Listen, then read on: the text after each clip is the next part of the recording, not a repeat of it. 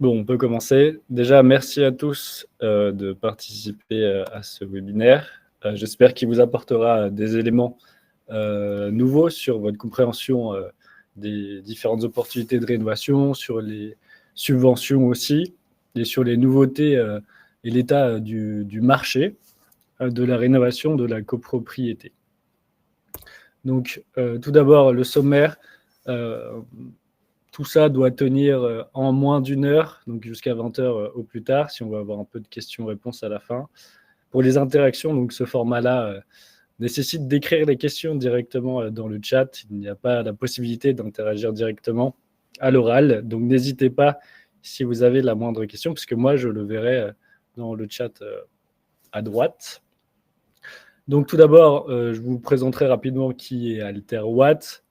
Le contexte de cette présentation, un rappel sur les grandes obligations réglementaires pour les copropriétés, et à partir de ces obligations-là, voir quelles sont les différentes études qui existent aujourd'hui, et dans quel cas, quelle étude est la plus bénéfique en fonction du besoin de la copropriété. On regardera aussi les subventions qui sont aujourd'hui maintenues en 2025, et on fera un point sur les grandes étapes d'un projet de rénovation. Donc, pour rappel, cette présentation est préparée par les 3 personnes qui chapeautent le pôle, donc Louis Dusanterre, le responsable du service études, moi-même le responsable du pôle habitat au sein d'AlterWatt, et Delphine Combe, qui elle est ingénieure en efficacité énergétique. Donc déjà, 2 mots sur AlterWatt pour dire qu'on sait de quoi on parle, puisque ça fait 5 ans que la boîte existe, Paris, Rennes et Lyon. Elle est certifiée pour auditer des bâtiments collectifs résidentiels, tertiaires et des maisons individuelles. Et on a des diagnostiqueurs qui sont certifiés pour faire du DPE avec mention, donc qui permettent de diagnostiquer tout type de bâtiment. Donc on attache de l'importance à avoir ces certifications à jour qui sont garantes malgré tout du résultat des informations qu'on partage. Un petit mot sur AlterWatt, donc ça a été créé par Henri et Jacques, des cousins, il y a 5 ans, et puis la boîte a grossi petit à petit. Donc la partie habitat, finalement, n'est qu'une petite branche, on va dire, des prestations d'AlterWatt. Donc c'est juste pour vous rappeler qui on est. Le cœur de métier historique, on va dire, c'était l'audit énergétique, et puis ça s'est diversifié avec l'installation de GTB, notamment, avec de la maîtrise d'œuvre suite aux différentes études, dans le tertiaire comme dans le résidentiel, et également des études plutôt de faisabilité sur du photovoltaïque, de la pompe à chaleur, de la géothermie, notamment. Donc aujourd'hui, le bureau d'études est plutôt diversifié, mais aujourd'hui, on va simplement se focus sur la partie résidentielle.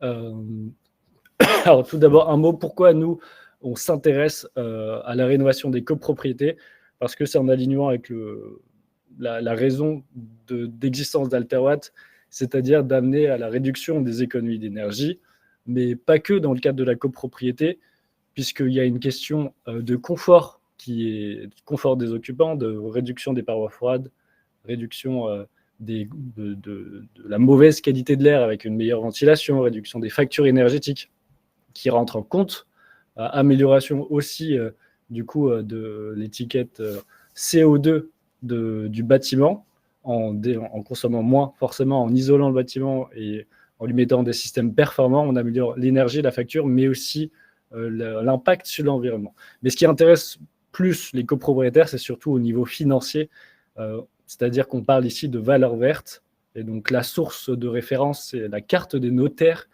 qui explique en fait que par rapport à un logement, un appartement en D, les appartements qui sont en A et B vont avoir tendance à avoir une valeur supérieure de 7 à 11% en fonction des zones de la France, tandis que les appartements qui sont considérés comme des passoires thermiques, donc en F ou en G, eux vont perdre en valeur par rapport à un logement en D, et cela même en zone extrêmement tendue, comme c'est le cas à Paris.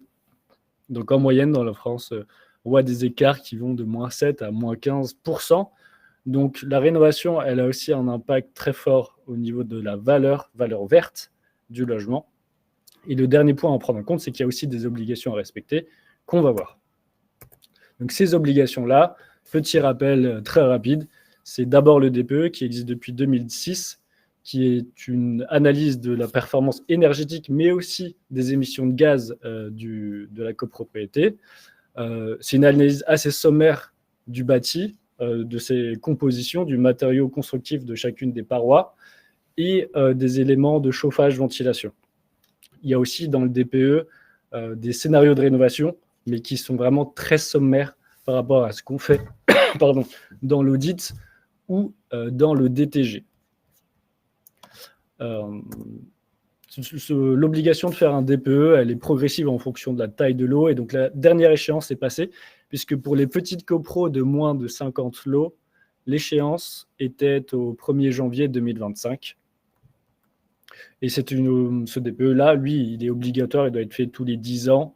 Il est obligatoire pour les copros récentes dont le permis de construire a été posé après le 1er janvier 2013. Et il y a une exonération de faire le DPE quand la copropriété a déjà fait un DPE et qu'il est classé A, B ou C. Donc en gros, le DPE, c'est juste un document qui vise à pousser à sortir du statut de la passoire thermique. Et donc ce qu'on appelle passoire thermique, en fait, c'est pas juste les logements en G, c'est progressif aussi. C'est-à-dire que tout ce qui est E, F, G, en fait, est passoire thermique. Par contre, l'interdiction de location, elle, est progressive, puisque en 2025, c'est les G qui y sont passés. On ne peut plus louer un appartement en G depuis le 1er janvier 2025. Et ce sera le cas aussi pour les appartements classés F en 2028 et les appartements classés E en 2034. Alors, il faut savoir que du coup, si on voit en bas à gauche, le DPE, c'est la pire des notes entre la consommation énergétique et les émissions de gaz à effet de serre. Par exemple, si on regarde sur cette image ici, on voit que la copropriété a une étiquette énergétique de 571 en G, et pourtant, les émissions de gaz à effet de serre sont pas si mauvaises, elles sont en C. Ce qu'on peut en déduire, c'est que c'est une copropriété chauffée à l'électricité, mais qui a des parois probablement non isolées. Donc, certes, comme elle est chauffée à l'électricité, son étiquette de gaz et à effet de serre est plutôt bonne, elle est en C, mais malgré tout, comme elle consomme beaucoup d'énergie, eh bien, elle sera considérée en G. Et on peut aussi en déduire la période de construction de cette copropriété-là. En gros, tout ce qui est en G, c'est quasiment sûr que c'est considéré comme du bâtiment ancien, donc largement avant 1974. Par contre, si vous avez un bâtiment aujourd'hui en E, on peut considérer qu'il a été construit à partir de 1982. La deuxième obligation, du coup, c'est le 3PT. C'est une liste de travaux qui a été créée en 2021. Et cette liste de travaux, elle répartit les travaux architecturaux nécessaires à la conservation de l'immeuble. Elle explicite aussi les travaux d'amélioration thermique. Et pour chacun de ces postes de travaux, il y a une estimation du coût et une estimation de la priorisation, s'il faut le faire à moyen, court ou long terme. Et donc, le terme exact, avant qu'il soit voté, c'est un projet de plan pluriannuel de travaux, donc un 3PT. C'est une fois seulement qu'il a été voté et adopté que là, ce projet de plan pluriannuel de travaux devient un PPT, un véritable plan pluriannuel de travaux. Donc là aussi, il y a un calendrier d'échéance d'obligation à réaliser ce 3PT en fonction de la taille de la copropriété. Et donc là, la prochaine échéance pour les plus petites copros de moins de 50 lots, ce sera le 1er janvier 2026. Et donc ce PPT-là, lui aussi, il doit être actualisé tous les 10 ans. Donc ensuite, on arrive sur le cœur de la présentation aujourd'hui, c'est-à-dire quelles sont les études qui peuvent être proposées en fonction des besoins de la copropriété, en partant de l'étude la plus light vers l'étude la plus complète. Donc aujourd'hui, le minimum réglementaire, c'est la réalisation simplement d'un DPE et d'un 3PT strict minimum. Si on regarde ce tableau-là, on voit qu'il n'y a aucune subvention pour le DPE 3PT. Il n'y a pas d'études thermiques, il n'y a pas d'études architecturales, et ce DPE 3PT ne permet pas de réfléchir à un scénario permettant d'atteindre MaPrimeRénov' copropriété. Donc on parlera des subventions un peu plus en détail dans un second temps. Mais il faut savoir que MaPrimeRénov', il y a 2 paliers, 35% d'économie d'énergie et 50%. Et si on atteint un de ces 2 paliers, on a un pourcentage assez élevé des travaux thermiques qui peuvent être subventionnés. Et pour ça, il faut faire un scénario de rénovation qui soit, on va dire, éligible ensuite à la subvention MaPrimeRénov'. Et pour qu'il soit éligible, il faut faire tourner une modélisation thermique réglementaire. Il faut faire apparaître les résultats sous forme d'indicateurs thermiques, tout simplement, qui n'apparaissent pas dans le DPE ou dans le 3PT, puisque dans le DPE 3PT, il n'y a pas véritablement de scénario éligible à MaPrimeRénov', tout simplement.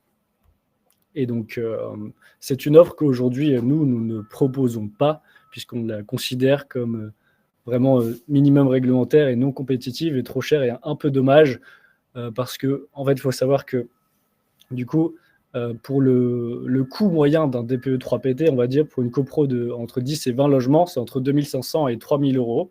Et pour ce coût-là, nous, on est capable de faire un DPE 3PT avec un scénario MaPrimeRénov' qui, lui, du coup, contient effectivement le DPE 3PT, mais contient aussi une étude thermique et architecturale simplifiée et surtout le scénario, ou même 2 à 3 scénarios MaPrimeRénov' qui, eux, vont permettre de comparer, du coup, un scénario 1, on va dire, avec les travaux les plus urgents à faire, un scénario 2 un peu plus ambitieux et un scénario 3, disons, utopique. Et un de ces scénarios-là pourrait vraiment intéresser la copropriété pour s'engager ensuite dans un processus de rénovation globale. Sachant que parfois, la copropriété n'a pas intérêt à faire une rénovation globale. C'est le cas quand elle n'atteint pas le seuil des 35%. Alors forcément, elle ne va pas pouvoir bénéficier de la maximisation des subventions. Elle en aura très peu. Et donc, ça sera beaucoup moins intéressant pour elle de faire tous les travaux sous forme de scénario. Puisque un scénario, pour avoir MaPrimeRénov', ça implique de faire tous les travaux, de voter les travaux en une fois et de les faire ensemble. Là où dans le 3PT, en fait, les travaux sont échelonnés sur un planning de 10 ans. Et donc, même si on réalise, disons, plusieurs travaux qui apportent des économies d'énergie, si on les échelonne, si on ne les fait pas ensemble, alors cette façon de rénover n'est pas éligible à MaPrimeRénov'. Donc c'est pour ça que c'est super intéressant de comparer un scénario MaPrimeRénov' avec ce qui est proposé dans un DPE 3PT. Peut-être que le scénario ne sera pas retenu parce qu'on n'arrivera pas à maximiser les subventions, mais au moins on saura que ce n'est pas atteignable. Et puis dans le meilleur des cas, vraiment la rénovation globale est plus intéressante que la rénovation par étapes. Et dans ce cas-là, c'est tant mieux pour la copropriété, puisque pour le prix d'un DPE 3PT, elle a aussi le résultat sur la rénovation globale grâce au scénario MaPrimeRénov'. Si la copropriété souhaite avoir une étude beaucoup plus poussée au niveau thermique, alors c'est l'audit énergétique qui est plutôt conseillé, puisque là, il y aura une analyse beaucoup plus poussée poste par poste des travaux individuels, mais dans tous les cas, ça sera éligible à MaPrimeRénov', c'est juste qu'on donne plus de précision sur chaque poste de travaux, mais la finalité est la même. Par contre, si la copropriété a une envie de rénovation thermique et architecturale vraiment bien définie dès le début, alors l'étude aujourd'hui, enfin les 2 études qui sont proposées, c'est le DTG Coach Copro et le DTG standard, donc hors référentiel. Le DTG, donc c'est le diagnostic technique global qui est fait avec un architecte et qui permet d'avoir une estimation beaucoup plus fiable des travaux architecturaux et qui permet à la copropriété, si elle choisit un scénario, d'être accompagnée par l'architecte sur la partie maîtrise d'œuvre. Aujourd'hui, l'idéal, c'est qu'il y ait un bureau d'études fluide, un architecte qui fasse l'étude pour qu'ensuite, lors de la maîtrise d'œuvre, l'architecte et le bureau d'études fluide puissent accompagner la copropriété jusqu'à la réalisation des travaux. Forcément, qui dit DTG dit études plus complètes, donc plus longues et donc plus chères. Jusqu'à maintenant, il y avait donc une subvention qui s'appelait chèque DTG de 5 000 € qui permettait de réduire le coût de cette étude. C'est une subvention qui existe toujours dans Paris Intramuros, mais qui a été suspendue depuis 2025 dans le Grand Paris. C'est pour ça qu'aujourd'hui, dans le Grand Paris, on propose toujours un DTG, mais hors référentiel Coach CoPro, un DTG standard, un DTG simplifié, toujours avec un architecte, mais qui, du fait qu'il ne respecte pas à la lettre le référentiel, permet de gagner du temps sur sa réalisation, et donc permet d'avoir un coût plus réaliste réaliste pour la copropriété. Sachant que dans tous les cas, l'objectif, c'est toujours le même, c'est d'aider la copropriété à faire une planification et des scénarisations de travaux qui soient la plus réaliste possible et qui lui permettent de maximiser les subventions et qui soient suffisamment satisfaisants pour qu'ensuite elle arrive à passer en maîtrise d'œuvre. Sauf si vraiment on sent que finalement il n'y avait aucun besoin de rénovation fort, mais lorsqu'une copro n'a pas de besoin de rénovation fort, alors dans ce cas-là, c'est dommage de choisir le DTG. Il vaut mieux se concentrer sur une étude plus light, comme un DPE 3PT, et pourquoi pas avec un scénario MaPrimeRénov'. Donc, le DTG, dans tous les cas, permet d'avoir MaPrimeRénov', comme toutes les autres études, sauf du coup au DPE 3PT simple, qui lui n'a pas MaPrimeRénov'.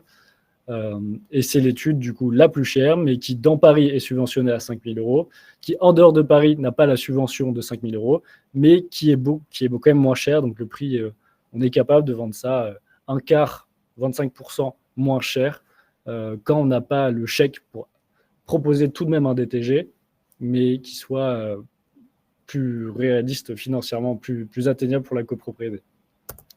Donc si on résume, le DPE collectif et le 3PT, c'est le minimum réglementaire.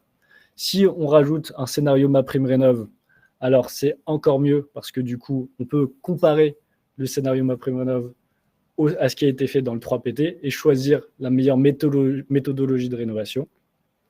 Si la copropriété veut vraiment une étude très approfondie sur la partie thermique, alors c'est plutôt un audit énergétique avec un DPE 3PT qui peut être proposé. Et si la copropriété souhaite une rénovation globale avec une partie architecturale très qualitative, alors là, c'est vraiment le DTG Coach CoPro ou le DTG standard qui est conseillé. Et sachant que c'est bien le DTG Coach CoPro qui, lui, sera subventionné. Alors, point sur cette subvention-là, aujourd'hui, elle existe toujours dans Paris, comme je vous ai dit, mais elle est de plus en plus difficile à atteindre. Il y a un filtre beaucoup plus haut à l'entrée. Aujourd'hui, l'agence qui donne cette subvention-là, donc l'APC, fait un entretien avec le copropriétaire en amont de leur projet de rénovation, en amont de l'émission de l'offre, pour savoir si vraiment elles sont motivées dans leur projet de rénovation. Et si, donc c'est vraiment au jugé. Et si l'APC, donc l'agence parisienne du climat, sent que la copropriété n'est pas si motivée que ça ou qu'elle n'aura pas l'utilité réelle de faire un DTG, dans ce cas-là, elle n'accordera pas la subvention. Et même si elle l'accorde pour une copropriété qui est vraiment motivée, les délais sont très longs aujourd'hui de traitement. Donc, on sait que ce n'est pas l'offre qui a vraiment de l'avenir pour aider les copropriétés à rénover leur bâti. C'est plutôt des offres plus simplifiées, moins chères, moins longues, mais qui permettent quand même d'avoir MaPrimeRénov' qui l'emporte aujourd'hui sur de notre ressenti sur le besoin des copropriétés.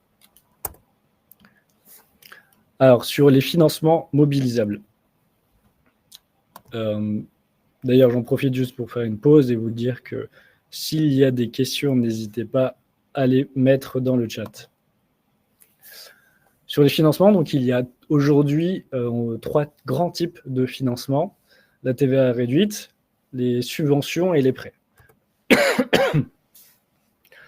Donc, sur la TVA réduite, il faut savoir que le taux normal, c'est 20%, et le taux le plus bas, c'est 5,5 pour les travaux qui entraînent des économies d'énergie, par exemple système de chauffage, ventilation, isolation.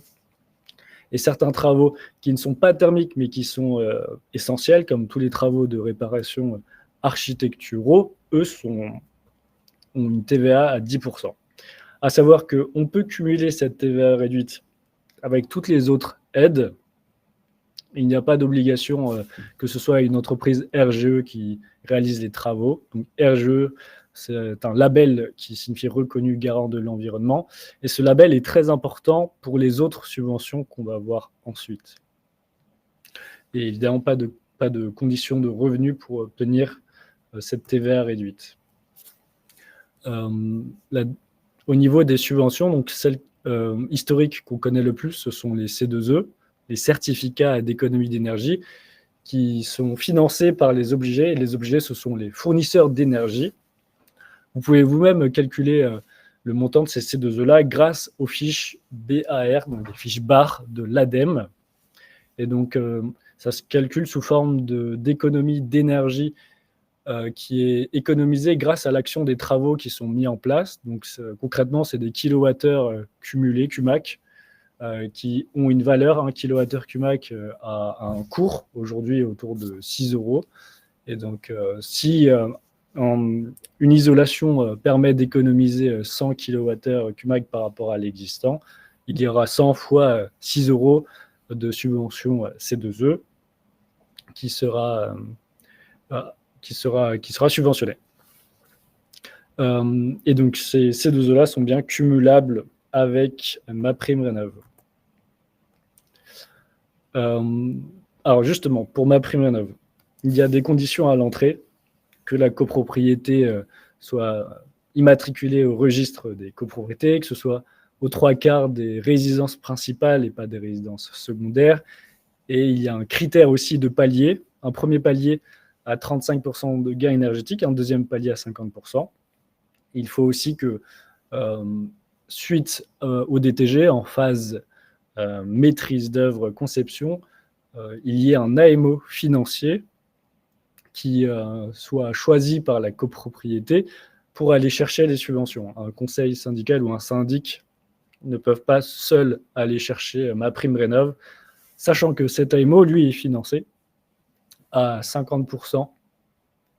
Donc, c'est un coût vraiment négligeable par rapport au reste des travaux, disons. Et sur les montants, donc, il y a un plafond quand même très très haut, à 25 000 € par logement.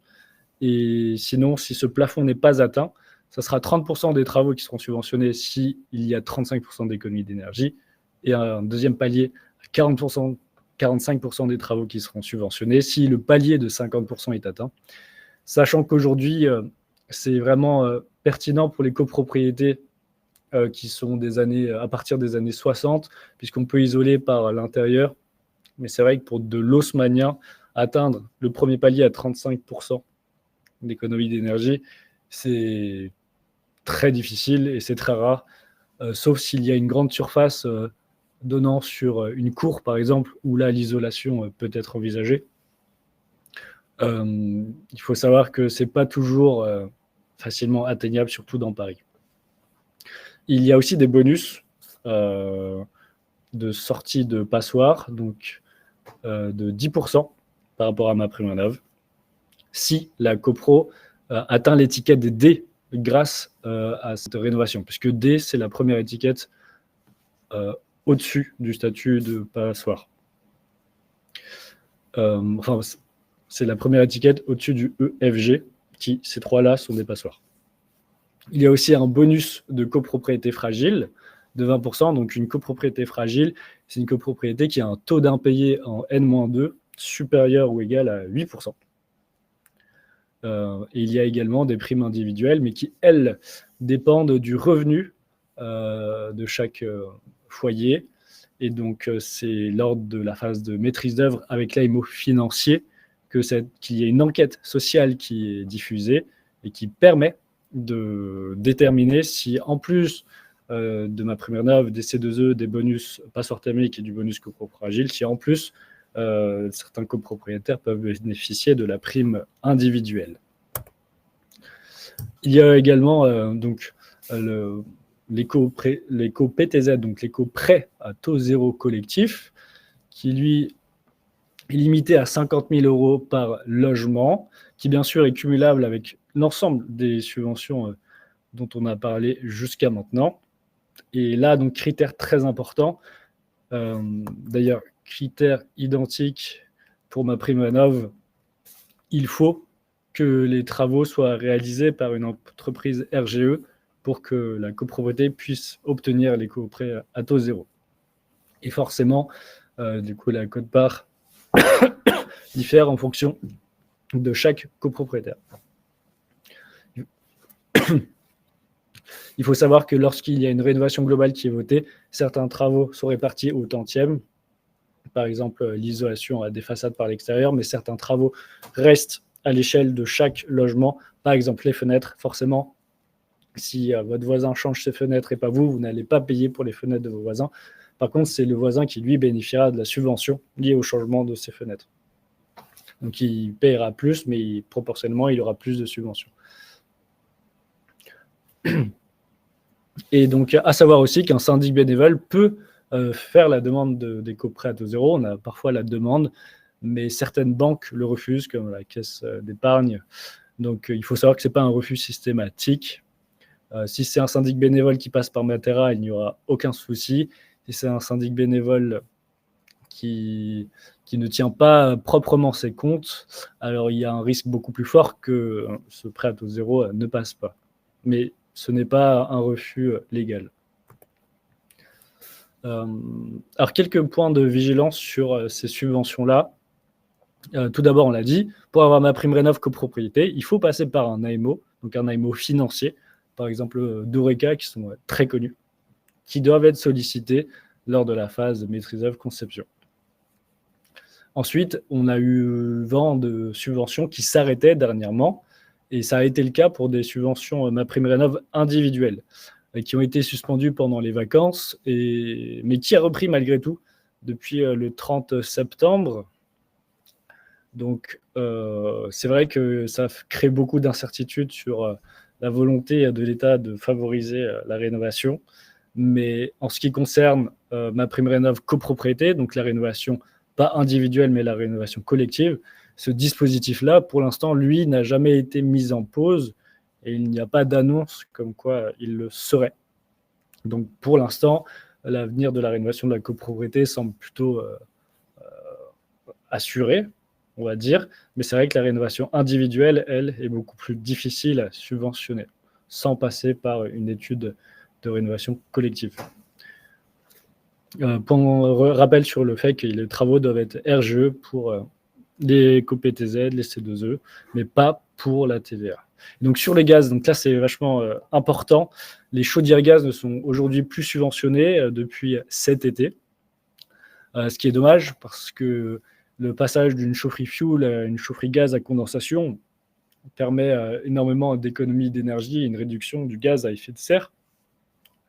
Mais c'est une volonté du coup de décarboner au maximum le chauffage pour passer au maximum sur de l'électricité.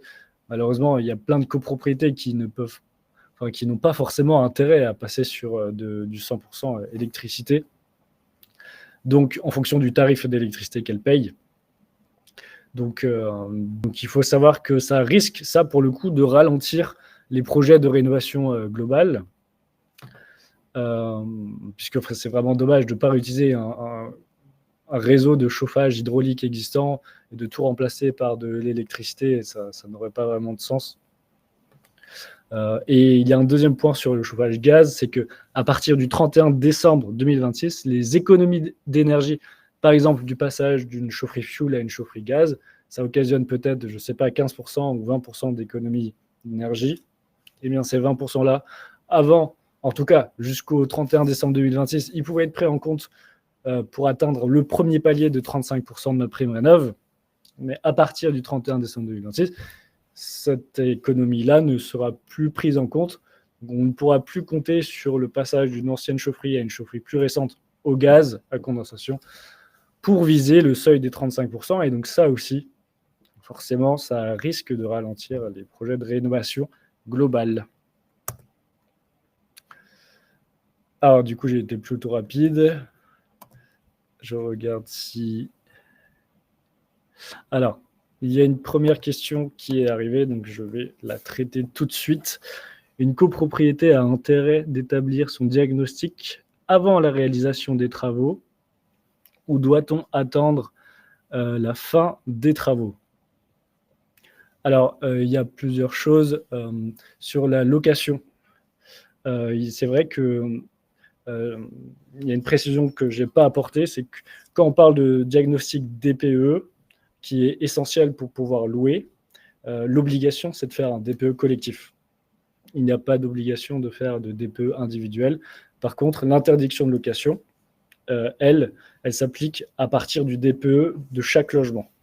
Donc, si c'est le logement individuel qui, lui, est en G, alors c'est ce DPE-là qui est pris en compte pour l'interdiction de la location. Et effectivement, si vous faites des travaux, si vous avez le projet de faire des travaux là tout de suite, il vaut mieux attendre d'avoir terminé ces travaux-là pour faire votre DPE, pour avoir le nouveau DPE, plutôt que faire un DPE avant travaux, puisque quand vous ferez vos travaux, l'ancien DPE ne sera plus valide et il sera mauvais. Donc ça, c'est pour la question sur l'attente de la réalisation des travaux pour faire le DPE. Après, je ne sais pas si vous parlez de ce DPE-là ou d'une autre étude, si vous pouvez préciser votre question. Si j'ai mal répondu, reprenez-moi. Allez, donc un deuxième commentaire qui explique qu'il est dommage d'écarter le dispositif Coach CoPro alors qu'il permet d'accéder à des aides complémentaires de la ville telles que Éco-Rénovons Paris Plus, qui est très intéressant pour les copros parisiennes anciennes qui n'atteignent pas les 35% de gains. Alors c'est vrai que dans Paris aujourd'hui, j'en ai pas parlé, mais il y a un dispositif en plus, Éco-Rénovons Paris Plus, qui permet d'avoir des subventions à partir d'un palier inférieur. Alors, donc aujourd'hui, il faut apporter une nuance, c'est que Éco-Rénovons Paris Plus, il y a deux grandes catégories. Il y a Éco-Rénovons Paris Plus pour les copropriétés où il y a une majorité de revenus modestes, et Éco-Rénovons Paris Plus pour les copropriétés sans critères pour des foyers hors critères modestes. Et donc, pour les foyers modestes, effectivement, le palier est plus bas. Il est à 15% d'économie d'énergie. Si on est hors critère de revenus modestes, alors le palier reste le même. C'est un palier à 35%, mais on peut maximiser les subventions, puisqu'on aura, en plus de MaPrimeRénov' et des C2E et du prêt à taux zéro, on aura la subvention Éco-Rénovons Paris Plus. Mais c'est vrai que s'il y a une forte proportion de foyers modestes, alors c'est beaucoup plus facile d'atteindre 15%. Donc, effectivement, si vous avez déjà une relation, si la copropriété est déjà en contact avec MaPrimeRénov' et qu'elle sent que son dossier de financement, de chèque DTG va pouvoir arriver rapidement, alors c'est une bonne idée de continuer sur ce dispositif-là. Mais si vous souhaitez avoir un projet de rénovation plus rapide, et sans avoir cette incertitude d'avoir ou pas la subvention, le DTG Coach CoPro, lui, ne sera pas l'offre la plus compétitive. Au contraire, elle sera très chère, beaucoup trop chère par rapport à ce qu'on peut faire aujourd'hui, comme je vous ai expliqué jusqu'à maintenant, c'est-à-dire un DTG qui serait pas Coach CoPro, mais qui serait standard, simplifié, ou même encore plus rapide à faire, un DPE 3PT avec le scénario ou les scénarios MaPrimeRénov' qui permettront dans tous les cas d'aller chercher le gros des subventions. Et il y a une précision à avoir aussi, c'est qu'en fait, quand on émet une proposition d'offre pour une copropriété, on ne sait pas si elle aura des revenus modestes ou pas, puisque c'est vraiment l'enquête sociale qui est faite par l'AMO financier en face de maîtrise d'œuvre, qui permet de savoir exactement si la copropriété sera bien éligible au dispositif Éco-Rénovons Paris Plus, bonifié pour les copropriétaires aux revenus modestes. Mais donc c'est vrai que si après si vous pensez que ça sera éligible, et que, comme je dis, la condition que le contact avec l'APC soit fluide Alors, si ces conditions sont respectées, que la copropriété est dans Paris et que potentiellement elle va pouvoir dépasser les 30, enfin, qu'elle va pouvoir avoir, qu'elle souhaite faire une rénovation globale. Si tous ces critères sont validés, oui, le DDG Coach Copro peut toujours être intéressant. Et donc non, en fait, il n'y a pas d'enquête sociale au stade du DTG. Il y a une enquête, c'est vrai, qui est diffusée. C'est une enquête plutôt de confort thermique qui est obligatoire dans le cadre du DTG Coach Copro. Cette enquête doit être répondue à 50% des occupants. C'est une des conditions pour avoir la subvention DTG de 5 000 euros. Mais cette enquête-là n'est pas du tout une enquête sociale et en plus, elle doit être répondue au minimum par 50%, là où l'enquête sociale, elle concerne l'ensemble des copropriétaires. Donc, ensuite, sur la phase maîtrise d'œuvre, un rappel des 4 grandes phases. Donc, pour certains, c'est évident, mais pour d'autres, ça peut être nouveau. L'intérêt de choisir un bon diagnostic dès le début, c'est que ça permet ensuite d'enchaîner sur la phase de conception et sur la phase d'exécution des travaux. Et c'est pour ça que si la copropriété a quand même en tête le fait de faire des travaux d'ampleur, il vaut mieux éviter de faire un DPE 3PT. Il vaut mieux éviter de faire un audit avec un bureau d'études qui ne fait que des études et qui ne fait pas de maîtrise d'œuvre. Il vaut mieux passer par une entreprise qui fait à la fois les études et qui fait aussi les travaux. Et il faut du coup aussi choisir une étude qui permette d'aller chercher directement les subventions MaPrimeRénov' pour ne pas avoir à refaire après l'étude, par exemple un DPE 3PT, un audit ou un DTG, ça serait vraiment dommage. Donc autant bien choisir dès le début la bonne offre. Sachant qu'en détail, donc ici c'est une décomposition assez classique de la phase travaux dans le cadre d'un DTG, puisqu'on voit que pour un DTG, en fait, l'étude dure 4 à 6 mois, ce qui peut être très long, là où pour un DPE 3PT avec scénario à MaPrimeRénov', on peut compter 2 mois seulement pour faire l'ensemble de l'étude.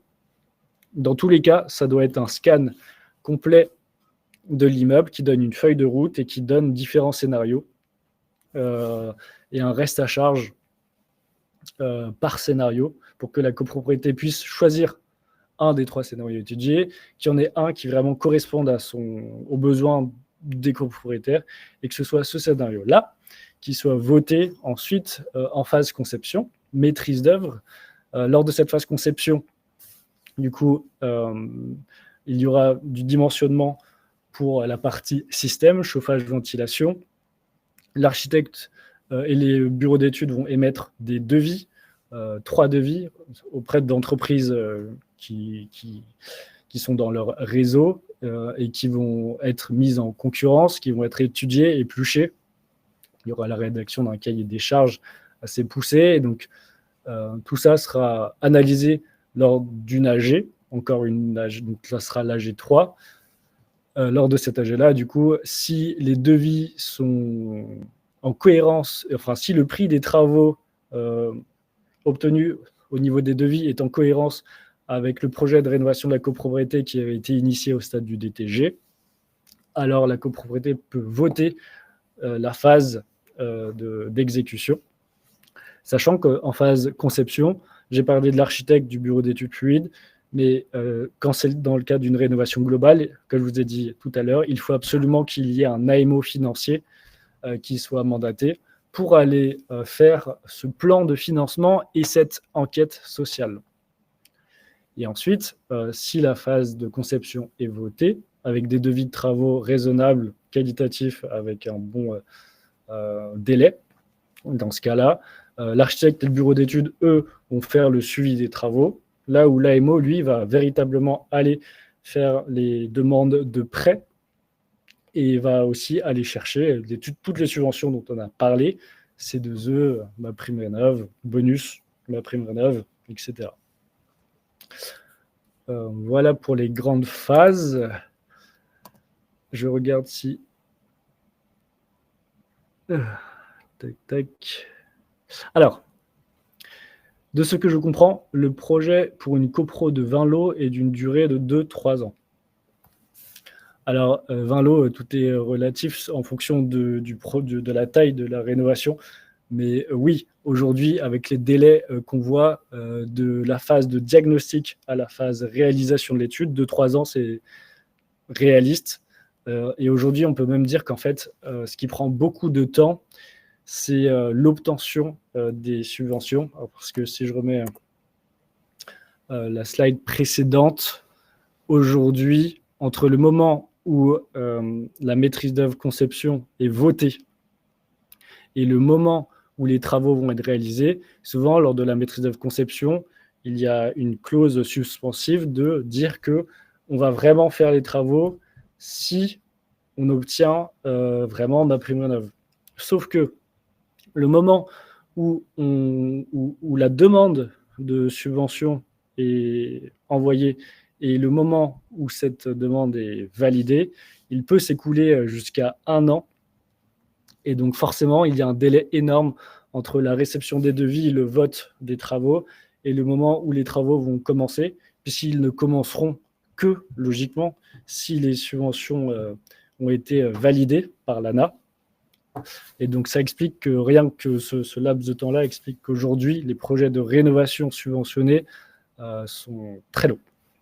Qu'importe en fait que la copro fasse 5 lots ou 500 lots, en fait le délai sera toujours incompressible puisque l'ANA aujourd'hui est submergée de dossiers et n'est pas capable de répondre en dessous de 8 mois, mais autant viser 1 an, quoi. Voilà. Si vous avez d'autres questions, n'hésitez pas.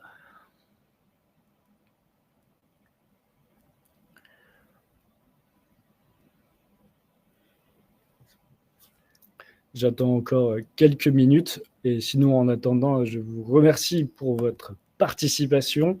J'espère que ça vous aura apporté quelques éclairages sur les actualités des subventions, sur les différentes études qui aujourd'hui, selon notre point de vue, avec les discussions avec différents architectes et syndics, qui aujourd'hui nous semblent plus pertinentes.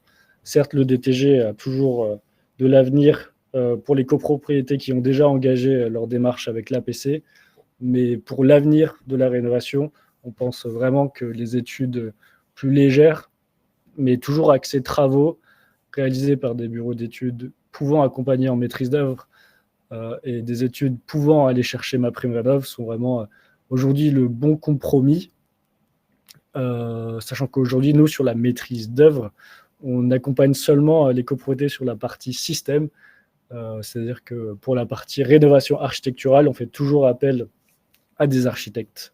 Et on pense que c'est un groupement qui fonctionne bien, chacun sa spécialité.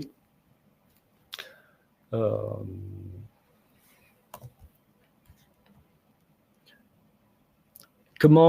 je vois qu'il y a une nouvelle question.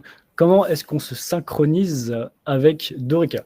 Eh bien, c'est lors de si la copropriété en phase de réunion finale du DTG souhaite qu'on émette un devis de maîtrise d'œuvre, eh bien, on va chercher nos bureaux d'études en architecte avec qui l'émettre, ou peut-être que l'architecte est là dès le début, depuis la phase DTG. Et on va aller chercher un AMO, par exemple Dorica, qui vont chacun faire leur offre de maîtrise d'œuvre, l'architecte va faire son offre de maîtrise d'œuvre et l'AMO va faire son offre de plan de financement. Et donc, c'est à nous, on va dire, d'aller chercher cet AMO, puisque souvent, la copropriété n'est pas forcément au courant de l'obligation de faire appel à un AMO, ne les connaît pas. Donc, c'est à nous d'aller chercher généralement, sauf dans le cas où c'est une rénovation suite à un DTG dans Paris, accompagné par l'APC. L'APC, elle, a aussi un carnet d'adresses d'AMO. Et dans Paris, il y a une subtilité en plus, c'est qu'on a mentionné l'éco-rénovons Paris Plus.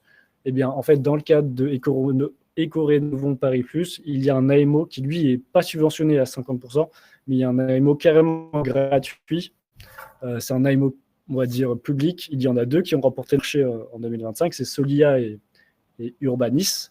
Et donc, l'avantage, c'est que c'est gratuit. Par contre, l'inconvénient, c'est qu'ils ne font pas l'ensemble des prestations, c'est-à-dire qu'ils vont aller chercher MaPrimeRénov', mais ils ne vont pas aller chercher le prêt à taux zéro. Donc, il faudra que le pro choisisse un AMO privé, peut-être pour aller chercher des coprêts à taux zéro, ou que le syndic le fasse lui-même s'il est capable, enfin, le syndic le fasse lui-même s'il est capable de le faire.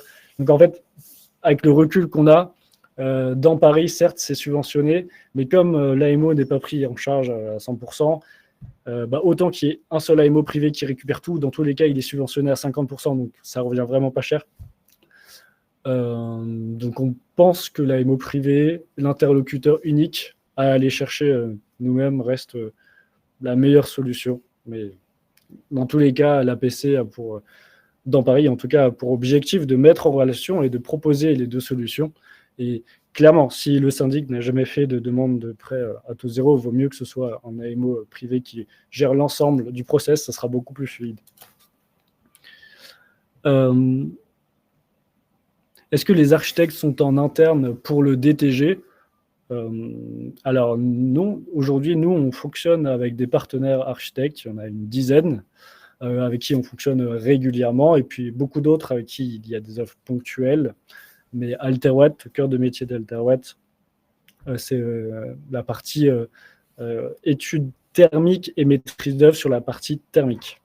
Par contre, les ingénieurs, eux, ont suivi une formation quand même sur les pathologies du bâtiment pour être capables et pour être certifiés pour faire des DPE 3PT. Mais encore une fois, ça, c'est bien si la copropriété n'a pas de problème, on va dire, architecturaux lourds et graves ou importants, ou qu'elle veut une étude qualitative, en tout cas, être très poussée sur la partie architecturale. Si c'est le cas, il faut vraiment mieux, qu'importe l'offre, que ce soit un DPE 3PT, MaPrimeRénov' ou un DTG ultra complet, qu'importe l'offre, en fonction du besoin de la copropriété, si le besoin s'en fait ressentir, il vaut toujours mieux passer par un architecte. Mais la contrepartie, c'est que forcément, pour certaines copropriétés, elles peuvent être un peu rebutées par le prix, là où il peut y avoir des devis de DPE 3PT extrêmement bas, de diagnostiqueurs, et pas d'ingénieurs, mais simplement de simples diagnostiqueurs qui peuvent être un peu plus compétitifs. Mais malgré tout, on pense qu'aujourd'hui, ce marché-là est quand même un peu cher, un DPE 3PT à 3 000 €, fait par un diagnostiqueur, par rapport à ce que ça permet de faire ensuite. On trouve ça dans tous les cas cher pour ce que c'est, donc on préfère toujours proposer plus. Et si on peut le proposer avec un architecte, avec un tarif raisonnable, donc qui ne soit pas le double du DPE 3PT du diagnostiqueur, donc qui ne soit pas à 6 000 €, c'est très bien aussi. Et c'est encore mieux. Merci pour le commentaire comme quoi la présentation était claire. Et si les subventions sont accordées sous la condition d'un gain énergétique de plus de 35%, cela implique que ce calcul peut être réalisé avant la réalisation des travaux. Ah oui, tout à fait. Donc oui, les 35% d'économie d'énergie, en fait, ils se calculent à partir d'une visite technique. Cette visite permet de prendre connaissance de l'ensemble des parois constructives du bâtiment. Il y a un échantillonnage d'appartements qui sont visités, mais suffisamment pour avoir une représentation, on va dire une vision représentative de la copropriété. Évidemment, s'il y a 100 logements, les 100 logements ne seront pas visités, mais il y aura un logement de chaque typologie et aux différents endroits du bâtiment, donc plancher bas, plancher haut, étage intermédiaire, qui seront visités. Il y aura une modélisation thermique qui sera faite. Il y aura le DPE qui pourra être calculé à partir de cette modélisation thermique. Et à partir de ce jumeau numérique du bâtiment réel, on va appliquer des modélisations de travaux thermiques, aussi bien sur la partie bâtie, donc isolation, que sur la partie système, chauffage, ventilation, ECS notamment. Et ce sont ces économies d'énergie-là, donc projetées, qui seront prises en compte dans MaPrimeRénov'. La subtilité à avoir, c'est que du coup, déjà, il faut des certifications pour pouvoir faire ça. Il faut avoir le DPE avec mention. Et ensuite, il faut utiliser un logiciel un logiciel de modélisation réglementaire et surtout de bonne qualité. C'est-à-dire que tous les logiciels ne se valent pas. Il y a des logiciels de modélisation en 2D qui, eux, sont très rapides, qui permettent d'élaborer en DPE et des modélisations thermiques très rapidement, mais qui sont très peu précis en termes de surface, en termes de plancher, de contact, de pont thermique, de disposition des pièces, des fenêtres, etc., d'espace chauffé, non chauffé. Le mieux, et nous, ce qu'on utilise et ce qu'on incite toujours, c'est de choisir un bureau d'études qui fait de la modélisation avec un logiciel 3D, donc plus poussé, qui permet d'affiner les préconisations de travaux et qui permet aussi d'avoir une représentation plus fidèle de la réalité. Voilà. Mais oui, je confirme pour la question initiale que ce sont bien des économies d'énergie projetées et non pas réelles, mais c'est normal parce qu'on ne pourrait pas faire les travaux et ensuite la modélisation, puisque l'objectif de la modélisation, c'est de subventionner les travaux. Voilà. J'attends encore quelques minutes s'il y a de nouvelles questions. En tout cas, merci encore à tous ceux qui ont participé et qui ont écouté jusqu'au bout. Et n'hésitez pas, du coup, s'il y a des ajustements ou des précisions à avoir sur les offres en cours, les besoins des copropriétés, de vos copropriétés en cours, on pourra en discuter et réfléchir à l'accompagnement le plus pertinent. Et j'aimerais aussi beaucoup avoir votre retour sur nos propositions de ne pas forcément proposer du DTG systématiquement, mais personnaliser beaucoup plus nos offres. Donc je serais très curieux d'avoir vos retours de chacun.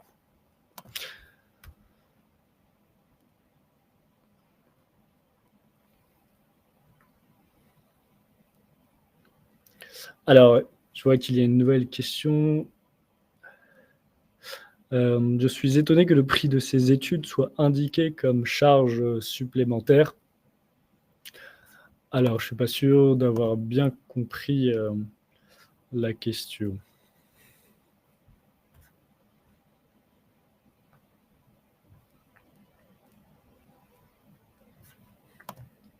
Est-ce que ça serait possible, s'il vous plaît, de reformuler? Ah oui. Pourquoi ne calcule-t-on pas un retour sur investissement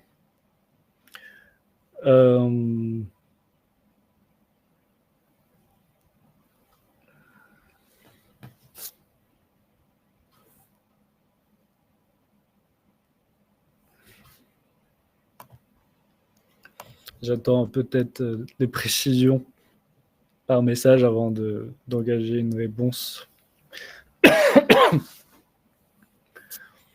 En tout cas, pour ceux qui doivent y aller, n'hésitez pas, comme je vous dis, à me contacter soit par téléphone, soit par mail, et je vous répondrai. Et merci encore.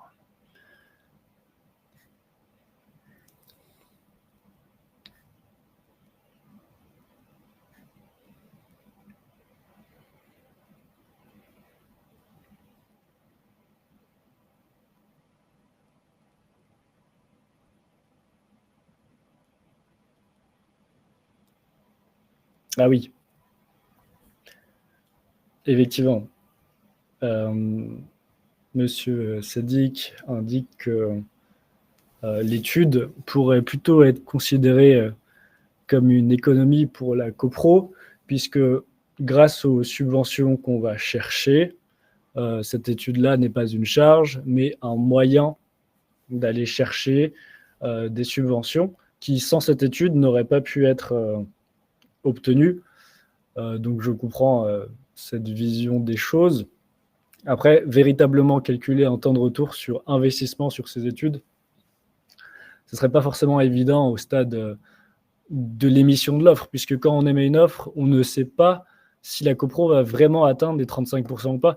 Et pareil, quand elle fait un DTG, elle n'est pas sûre jusqu'au bout d'avoir vraiment la subvention DTG, puisqu'il y a plusieurs conditions pour son obtention.